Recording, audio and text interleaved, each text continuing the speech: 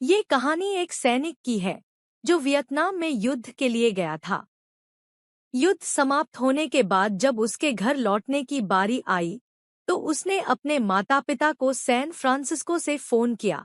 माँ और पिताजी, मैं घर आ रहा हूँ, लेकिन घर आने से पहले मुझे आपसे एक बात पूछनी है। मेरा एक दोस्त है जिसे मैं अपने साथ घर लाना चाहता हूँ। क्या मैं उसे ला सकता हूँ? बिल्कुल बेटा, ये भी कोई पूछने की बात है। हमें तुम्हारे दोस्त से मिलकर बहुत खुशी होगी, माता पिता ने जवाब दिया। लेकिन पहले एक बात आप लोग जान ले, सैनिक बोलता गया, युद्ध में वह बहुत बुरी तरह घायल हो गया है।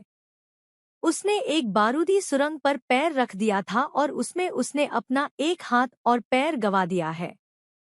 उसके पास कोई जगह नहीं है जहां वो जा सके, इसलिए मैं उसे अपने साथ रहने के लिए लाना चाहता हूँ।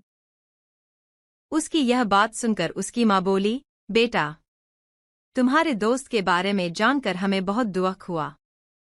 हो सकता है हम उसके रहने के लिए कोई जगह तलाश कर सकें।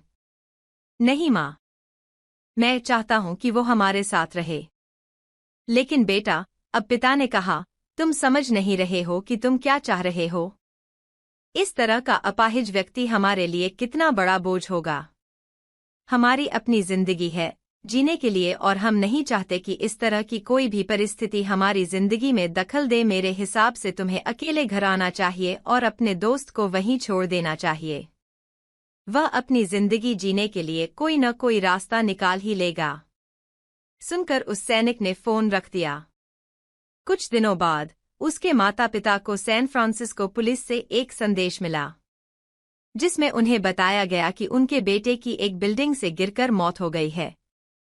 पुलिस के हिसाब से ये एक सुसाइड केस था। दू की माता पिता ने तुरंत ही सैन फ्रांसिस्को के लिए फ्लाइट बुक कराई और वहां पहुंच गए।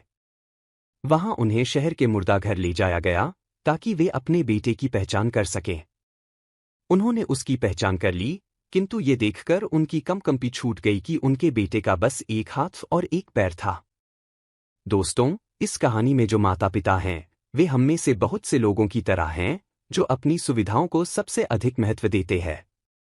वे उन लोगों से प्यार करना या रहना या समय बिताना चाहते हैं जो दिखने में अच्छे हैं, स्वस्थ हैं या फिर जिनके साथ रहकर उन्हें मजा आता है।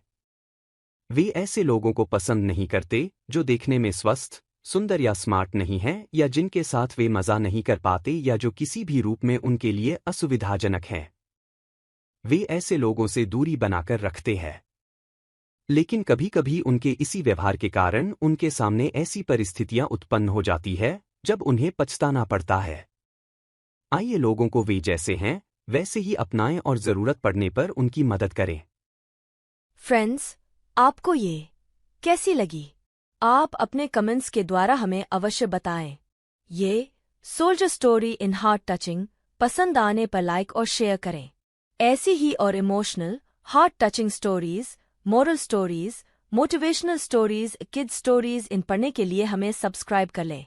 थैंक्स।